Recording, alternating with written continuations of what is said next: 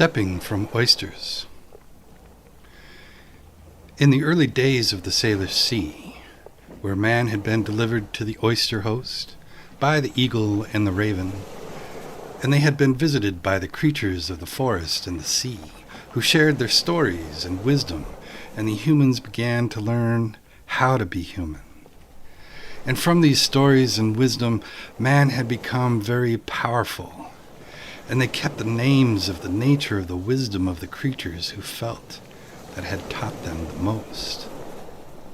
Bear, eagle, elk, raven. No animal was left off this list, as they all brought the power of their nature, and those that can speak to their spirit animals know. Frogs, salamander, and dragonfly all share a unique understanding of this world. So man stepped out of the oyster and cleared his eyes as he looked to the sky. And he asked the great Creator, why? And a wind picked up from the sea behind him and blew past him into the trees ahead of him into the forest, and in the branches and leaves shaking he could hear.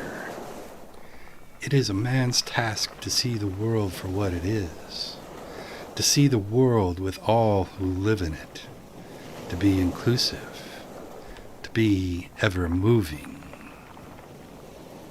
To be ever moving, the man thought.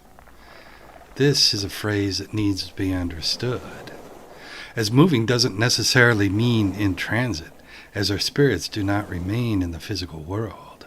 We experience life contrapuntally, meaning life has two or more melodic lines. And it is a complexity of harmonies that each man brings to our contrapuntal movement, and thus the need to understand the wisdom of our brothers. And he listened to the wind in the forest move on past the shore, fading as moved up to the mountain. And there were clouds around the summit of the hills.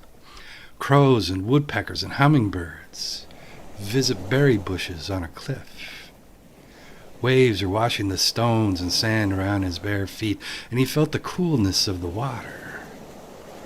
He reached for the human next to him, and she had just stepped from her oyster, and they moved forward onto the beach.